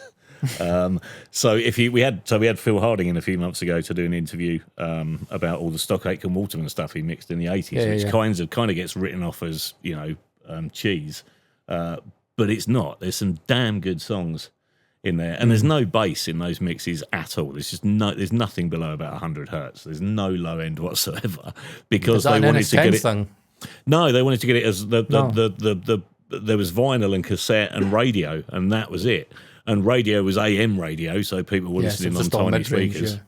Yeah. And the vinyl was they didn't care about the consumer listening on vinyl. They cared about the clubs that were playing the tracks, and they needed to get them as loud as possible. So in order to get the level up on vinyl, they just rolled off a load of low end. Okay. So a lot of that sounds like it does because that was the era. That was what kind of happened. You go back to some of the early sort of stereo Beatles mixes, and you get Ringo's in the right and Paul McCartney's in the left, and because it was a new thing, it was like, wow, we've got two channels to play with. We can put the drums there and we can put the bass there, and if we put John Lennon through both, it sounds like he's in the middle. And they were experimenting with stuff like that. But then, as it approached the 70s, people would get, well, no, that sounds awful. And a lot of that was because headphones weren't popular in the 60s and early 70s at all. I don't know anyone that they hadn't really been invented. They were a military thing. Yeah, I know what you mean. But then when the Sony Walkman came out, and all of a sudden everyone started wearing headphones, and then having the drums in the left and the bass in the right was really bloody annoying. So all that sort of started to move into the middle. So I think a lot of that's kind of technology led as well, and we can hear it happening with Atmos as well now, as things are being mixed very differently to adapt to the new format, which is a super exciting time to be doing what we're doing, I think. Now, it's interesting that you mentioned about the technology, because what I was thinking in my head, and there's always has to be a reason in Paul Third's mind for everything that happens. But something that I was thinking about was, for example, the headphones that are behind me, the Hyphaman HE fucking 1000 SEs, and the Ananda Nanos, and you can get the Focals and you can get the Odysseys. What I normally find is that they've all got hi-fi curves, and they've normally got like a hyped upper mid-range. And I was thinking, if obviously headphones are so popular right now, and especially say the Apple AirPods, and again I know that they're hyped up in say like the 8K range, and they're normally quite bright, so I'm thinking if headphones are really popular, which we all know they are, I was just thinking, is that the reason why I'm starting to see that kind of dulled top end? And I think I see it was an interview with Baines. I remember me and Ed met him at NAMM, and he was talking about he was using the DW Fern, kind of his Pultec, and they were doing the 26K cut, and I was like, so you're dulling a lot of top end. And then when I was looking again through the analyzers, maybe the past, it was like 5 Serbian mixes and 5 Spike mixes, and I was noticing an isotope tonal balance their pop target curve, I was noticing that all the top end was hitting the same kind of way. And then when I stuck the Naughties mixes on Serban's mixes and Spike's mixes, they were all above, and that 8K seemed to be quite audible. And again, it was really punching through. And I was sitting there wondering, is that because headphones are so popular and the hi-fi curve is what they're all going for? So mixers are automatically trying to almost compensate for that and dull the mixes back, where maybe before they pushed them to make them more exciting, and now they're maybe backing off the mid-range a little bit, maybe dulling the top end. So if it goes through like any kind of headphone that's normally quite hyped in the upper mid-range for that presence or clarity, then the mix doesn't sound like overly harsh. That's my thought about it, but I just wanted to kind of get your experience to see if it's something that you've noticed that mixes over, say, the past decade have maybe got a little bit less bright, or again, is it just I think you're right. There is that, and a lot of that, like I said, is down to the technology, but a lot of it is trend based as well. And what historically tends to happen is someone will have a big hit that sounds a certain way, and then the labels for everything after that will go to the mix engineer. And you heard that particularly in the 80s as well. Will go to the mix engineer and say, "Can you make it sound like that?" And then you get this whole sort of trend kicks off. And again, it happens in the 80s with the Phil Harding stuff, with the Stock Aitken and Waterman stuff, with Bananarama going into the studio in 88 or 87 or 88 and saying, "Can you make? We've got this song. Can you make it sound like the 1985 Dead or Alive record?" And then they're using the same samples and the same instruments, and Phil's doing a mix in that style. Which is what gave that whole era its kind of sonic signature, because it was, a lot of it was, as well as being technically based, it was also trend based. They'd had a big hit with this one record, and then for the next 10 years tried to make every record kind of sound like that almost. So there's a lot of that's kind of label and marketing driven as well, I think. I'd be especially interested to know, especially within Dolby Atmos, I've seen a lot of people using the Apple AirPod Max, the over-ear ones.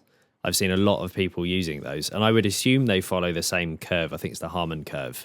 As very close to Harman, the in-ear AirPods, I know, use it a lot, and they really hype the bass end quite a lot, because I tried mixing on AirPod 2s, the in-ear ones, and it did not translate at all. I mean, I'm not someone that really uses headphones a lot anyway. I tend to never, ever use them when mixing, because I just find a pair of speakers I trust and just trust what they say. But just for an experiment, I tried doing some Atmos stuff on my AirPods, and it just turned out utter dog shit. It was horrendous. I was like, as a 5-year-old done this. I couldn't accurately judge compression. I couldn't judge bass. The treble was all over the place. And so I'd be really interested to know what people... I mean, obviously, if you're mixing on AirPods, it's kind of risky anyway, but most people would use proper headphones. But if there are people mixing on AirPods, especially the AirPod Maxes, which I would assume follow the same curve, how are they doing it? They must have to spend quite a lot of time learning that curve, because it's so different. Like Surely what they're just I heard, referencing on those formats. Yeah, could be the case. I mean, but what I heard did not translate at all. No, well, that's another reason why there's particularly now that more and more people are getting into Atmos, and you can do it in pretty much any DAW for free with whatever headphones you've already got. There's more of a market for Atmos mastering, which is again something that I'm getting into. So I can take a mix that someone's done on headphones, and a year ago, 100% of mixes that someone had done on headphones, and we then played it back on the speaker system, 100% had to be redone from scratch. Now, some of them 50. 40-50%, because the algorithm's getting better and the translation to headphones is getting better. And there is the argument for, you should mix on headphones because that's what people are listening on. There is that argument as well. But with the algorithm changing, that's a risky game. That's the key thing, and it's just so much more fun to do it on speakers. And my advice for you, Paul, would be when you start getting into Atmos mixing is just go as absolutely fucking mental with it as you can. Have bass drums spinning around your head. Have bass guitars going up and down and round. Just go absolutely mental, because that's the best way to learn what works, what doesn't work, and and you might find something that no one's done before. For me, it's subtle things. If I'm working on band material, I want it to sound like I'm listening to the band, so it's subtle things like panning the overheads up slightly instead of out slightly, and little things like that. But you might find something that's that's just crazy and one thing I've really quite well. enjoyed doing, there was a couple of hip hop mixes I did for our friend Tyrone a couple of weeks ago, and some of the kind of ad-lib vocals, like backing vocals, went through the LFE as well as through the regular left and right. Yeah. And you just get like this massive kind of wall of powerful sound with some BVs coming in. And that's a really fun trick that I actually learned that from the movie Dune. Right. Because I was studying how they mixed certain things, and a lot of it was that you put a lot of the dialogue through the LFE, and I thought I might try this in a song, see what happens, and it sounds wicked. It sounds really good fun. It's good. Well, one of the first things I tried was I'm a Hammond player by sort of trade, I guess. That's how I got into the whole studio thing in the first place. And normally you'd mic up a Leslie with a couple of mics on the horn, which spins round, and then a single mic on the bass driver, which spins round.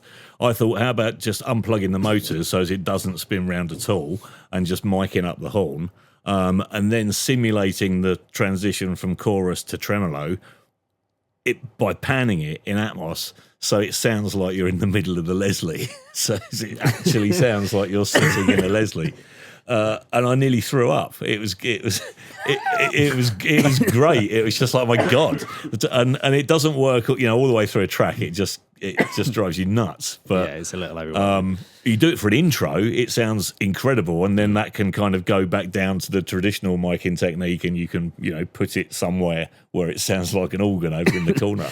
Or whatever, and that's why it's good to do what you said, Ed, and sort of produce music and write and arrange the music with Atmos as a specific intention, because then you can do stuff like that. You can come up with a crazy idea. Well, it's interesting. So there's a project that me and one of my mates started years and years ago, like 2018 or so, which was electronic, like electro rock, very similar to Pendulum, that kind of thing. And we fell into the typical loophole of, I'm not paying for the studio because I own it. We'll just spend forever mixing.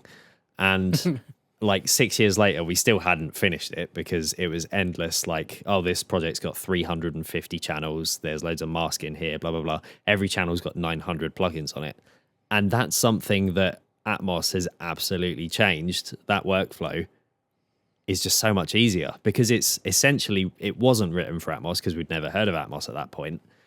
But there's so many sound effects and that kind of stuff that it technically is written for Atmos.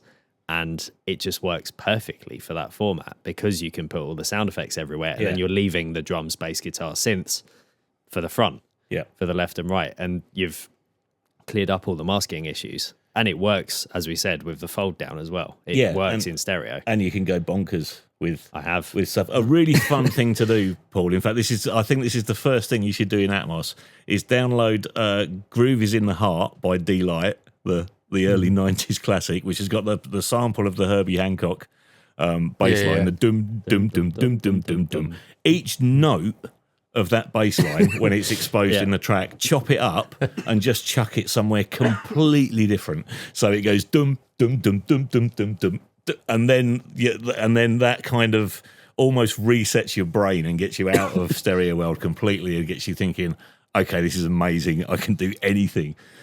With this, and it translates to headphones as well. It just sounds. I'd love to remix that record because that'd be the first thing I would do. Would be chop the bass line up and just chuck every note all over the place. I'm just sat here thinking how I would approach my own original music with Atmos in mind, being very background vocal orientated, and just thinking I can hear things. There's so much more space to play with. Guitar solo, and there's one guitar solo my mate David DeAndrade played on a song called "The World Falls Out the Sky." And he does this massive 16th note triplet run, and I'm just hearing that fly around your face, and it's got me quite excited. But I can't afford an Atmos rig at the moment, so that's not. Well, but you can start on. You got Logic, so you can start on headphones, and even things like having the low backing vocals down low, and then panning the higher backing vocals up higher. The higher they get, can sound amazing. And the one thing to do is avoid sort of 712 reverbs, because then you just end up with a load of mush. I've found it's more effective. If I want a reverb on a guitar, I'll generally put I'll either put the reverb with the guitar, or I'll just put it completely opposite to the guitar. The track we did for Ed Tattersall, where there's an electric guitar, just a single note picked riff comes in after the intro. Yeah, and that's in the right surround. I just put the guitar right in the sort of sides, just behind the listener, and then the delay on the opposite side. And again, it kind of, so the record starts off with a single vocal, and then an acoustic guitar comes in, and it all sounds very boring and traditional for the first sort of 16 bars or so. But then that electric guitar with the delay comes in, and then everyone that sits there and listens to it goes, "Oh." And then it's true, like the immersion just like swallows you up. And then you can kind of expand on it. In my head, the way I think I'm going to approach Atmos is that you've got to be tasteful with it. I think the best mixes I've heard are very tasteful with it. So, for example, if you listen to something like Take On Me by Aha, the thing's fucking, it's mental. It's like, it's like, and you get to a point where I was like, it was cool at the start, but because the whole mix did that, I kind of felt like, all right, yeah, everything's kind of going on at once. Yeah, where, get motion sickness in the end. Yeah, and I think, again, that's why Rocket Man is probably the first one you should listen to, is because it's so tasteful. And the best mixes that I've heard are those elements where you just bring something in, or you'll just swoop something, and it'll just add an emotion, or it'll just take your attention. And the best mixes I've heard are those tasteful ones that are there to draw an emotion. And I know that I'm going to want to abuse dynamics, because there's nothing worse when you have a track and you know you've got to get it loud, and then like you send it to a mastering engineer and they'll be like, client wants it loud, and you've purposely ridden everything up so the chorus kind of really expands, and then after mastering it just kind of does that. Instead of doing that, it just does that. Exactly. Yeah, where in Atmos, you could, like what I said about Proud Mary, it's just using the dynamics and using the space and the width. And because I've heard a lot of mixes where I can tell where it's like, I'll put it there and I'll do this just to be fancy. No, don't do it just because. Do it because you're not trying to show off. Do it because it actually benefits the song. And I think that kind of, those tasteful mixes and listening to the emotion and utilising the dynamics, I know I was made for Atmos. I just know listening to Atmos mixes that I almost try to mix Atmos-ish in stereo. I do lots of auto pans and stuff because I hear the sound here. I never hear the sound there. I've always heard the sound. And Ed's something that Ed's always talked about in my mixes. Is you're always trying to push depth and you're always trying to get movement. And where in Atmos it's so, and I love, as you said, about when the room's calibrated right. In stereo, it's always like, especially with an auto pan, it's like you hear it doing that. Where in Atmos, it's this smooth, I call it a transition. It's so smooth. And that's what, again, especially the bit in Rocket Man, where it's at the end of the chorus, and it's a certain sound, and I feel like almost like it swoops from there, like almost around to here. And it's just super tasteful, and it's a different element. And Elton's at the front, the piano's at the front. You haven't got Elton flying around your head or anything like that. It's I think it's still the gold standard. Maybe not sonically because it was recorded when it was. I agree. But in terms of taste, I think it's still the gold standard. I think Greg Penny absolutely nailed it. And it's that still takes some beating as a track to sort of introduce someone to the format. What was your thoughts on Bohemian Rhapsody? Because I was very underwhelmed, and in my head I want it to sound a certain way, and it's not right. It's not right. No, I will listen to that on vinyl in stereo forever and always. It's like, I mean, they could have done that so much better by doing a lot less to it. That's the danger as well when you get into it. It's like my sort of mastering thing. It's like, I feel like I've got to do this because someone's paying me to do it, so I've got to do something. Some of the Atmos mixes I enjoy the most are the ones the sort of jazz classics from Capitol, like Miles Davis Kind of Blue, the Stan Getz album, which is unbelievable. A lot of that Steve Genowick did, and they just reamped the live room at Capitol where it was originally recorded. And so it just sounds like you're in the room. And and in some of the records, there's a huge kind of 100 hertz room mode in the live room that you can hear, and they haven't EQ'd that out. So you get you'll get a sort of low B flat or something on the bass, and it will just bloom out and really boom. And they've left that in, and it just sounds amazing. These were 3-track recordings, so they had left, centre, right. And the band are very much at the front, and they've literally just reamped the room and sort of done some really good tape transfers, and that's some of the stuff that I enjoy the most, because it's just, you haven't got trumpet flying around your head or anything like that. Bohemian Rhapsody, they've just overcooked it massively, and it's ruined the song. I think it's that bad. What did you think about Another One Bites the Dust? I think that Another One Bites the Dust is better than Bohemian Rhapsody, but you can tell they're trying to show off in certain bits, because it's almost like an extended mix where they've looped the same bit over and over again to try and, you know what I mean? Yeah. But and I think the only thing that annoys me with Atmos is that I get excited about certain things because I assume, I'm like, if I was to mix this, I just know that it would sound a certain way, and you get it and it underwhelms you, and it's really underwhelming when you think you know how you want it to sound, and the mix just hasn't been done right. It's really underwhelming. It's like, oh my God. Yeah. There are some mixes that I just know will sound amazing, and it's like, it's like Run to You. I thought it was like, Run. I mean, I think Clear Mountain's mix of Everything I Do is a bit better, but Run to You it sounds very bed-based. Sounds like the speakers are there. But I suppose the last question that I would have for you guys would be, I've got the Kali LP8s. I've got the budget option compared to your setup. It's budget, I think, is where you're going to get. But how has using your speakers... now, I take it you have listened to, obviously, many different arrays with different speakers. What is it about the mums to you that lean better for Atmos? What is there certain characteristics that just more detail, and do you get better information in the rears because they're more information, because they're more clear than the mid-range? Like, what is it about the mums that kind of do Atmos better than say, my budget setup sounds good, but I know yours would sound better. Mine's is just as good, but I know it's like listening to Kali's and then listening to Ed's PSIs. You get the detail, you get the soundstage. This still sounds good, but I know that it would sound better. So what is it about the mums that work better than Atmos? It's one thing, and that's that they totally disappear. It doesn't sound like I'm listening to speakers at all, and that was really apparent when we recorded Emil's stuff.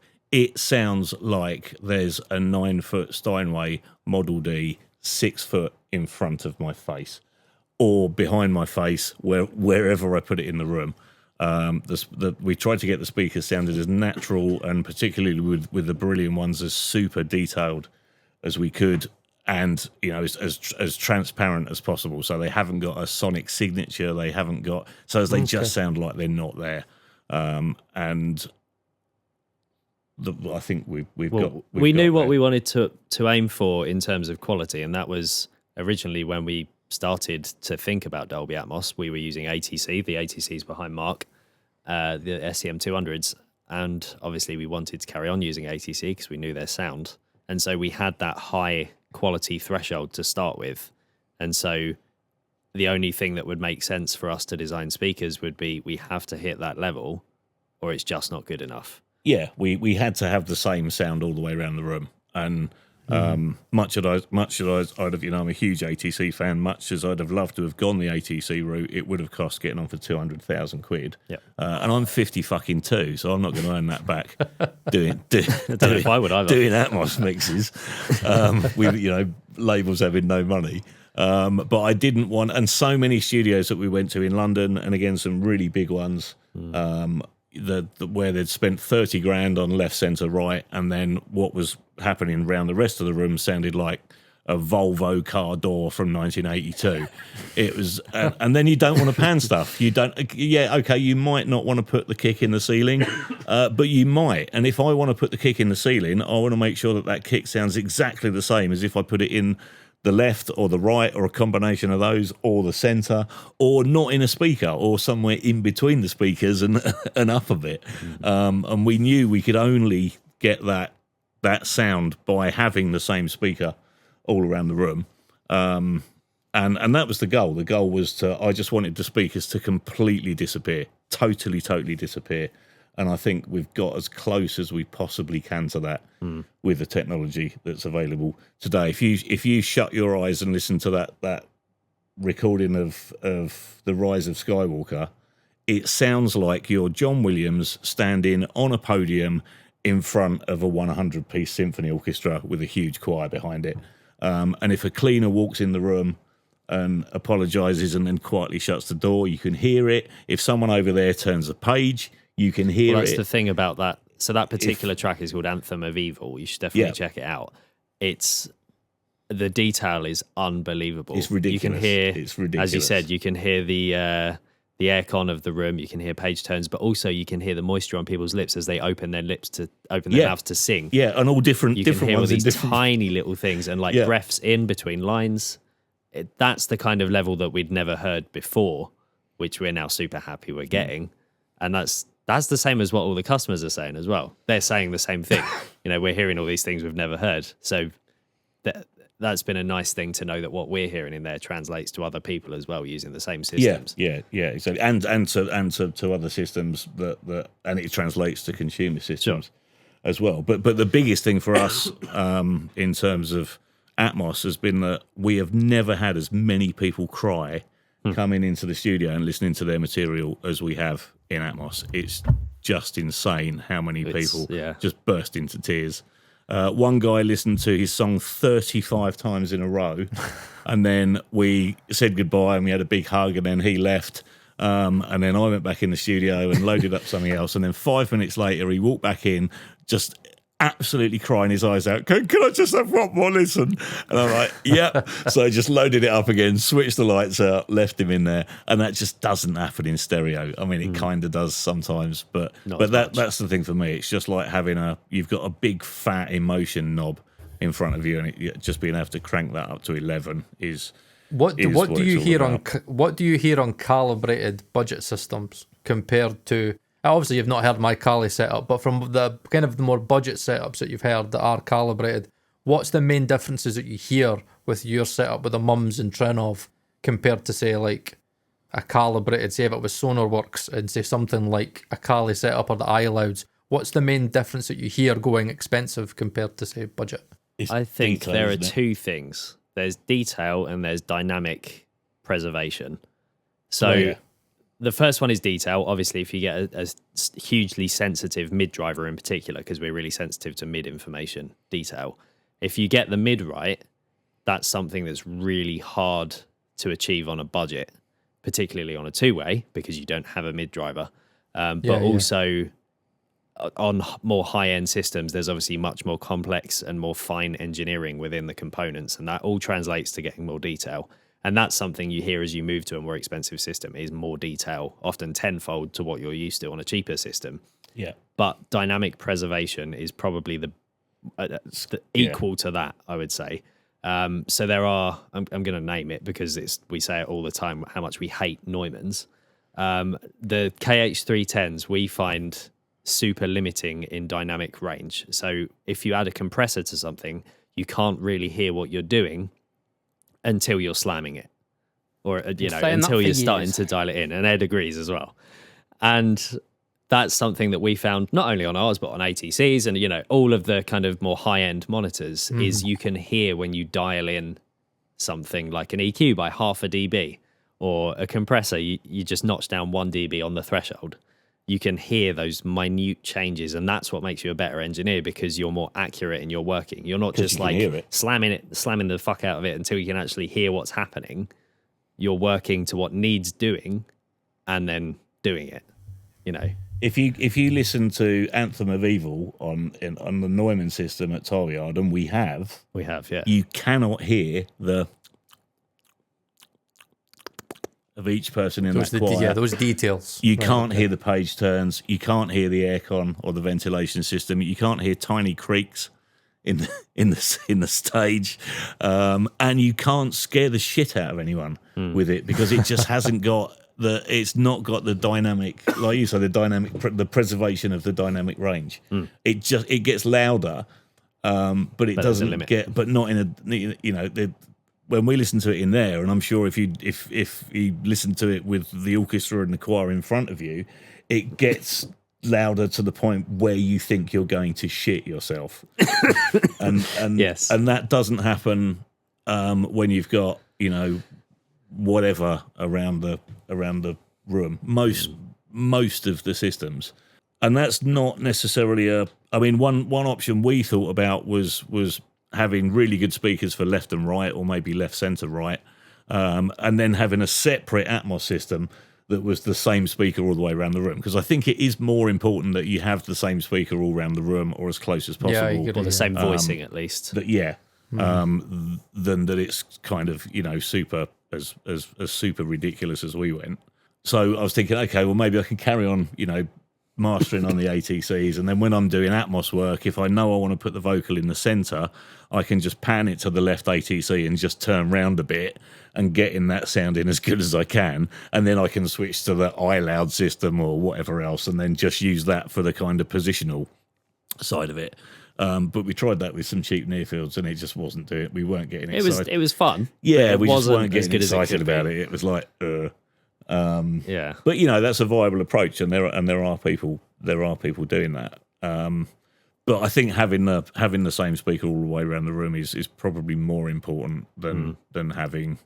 It's much more valuable than having when you've got super high end left and right, and then the rest of it's just crap. Then it just doesn't work at all. The big thing is voicing. I think is if you pan something anywhere, no matter how good the speaker is, or how high budget, low budget is, you should be able to trust that what you're hearing is there's the correct amount of bass and treble, there's the correct amount of volume. No matter where you pan it, you shouldn't have to pan it to the front, work that out, and then pan it back. Yeah. That's the most important thing. And that's where calibration comes in. That's why calibration is important. Not to mention, obviously, time calibration, because if you got one speaker slightly further away, you get phase issues and all that nonsense. Yeah. But yeah, voicing is really important. Try and make the speakers disappear. I think that's the goal.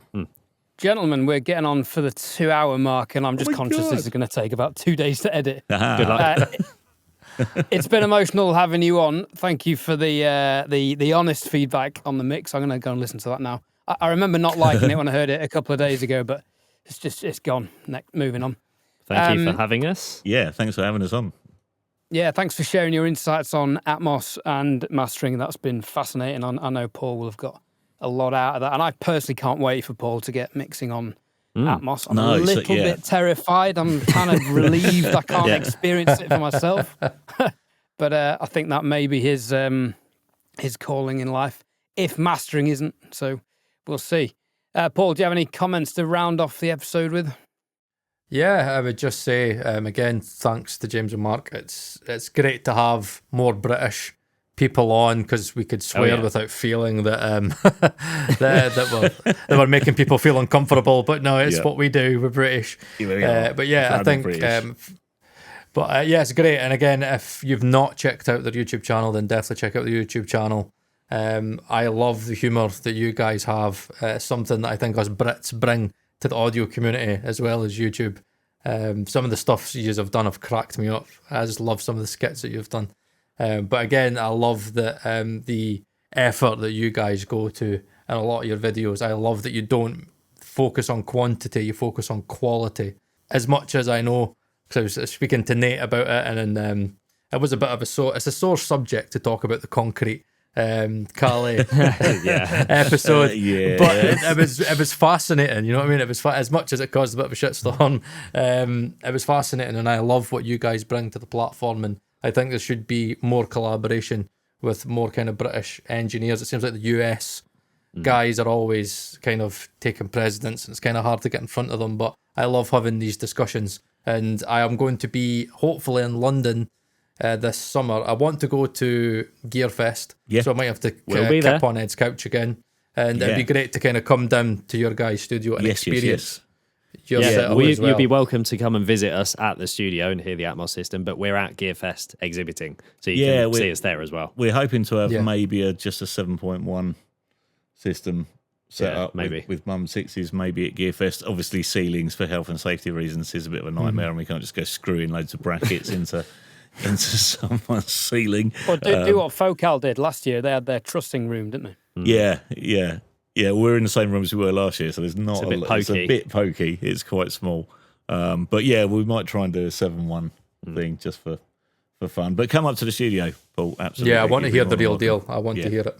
All right, it's been emotional. Remember, you can get 30% off your first year's subscription with DroKid using the VIP link in the video description and podcast show notes. Please like, share, and just tell your friends. Tell everyone that you know us. And we'll see you very soon. Thanks for listening.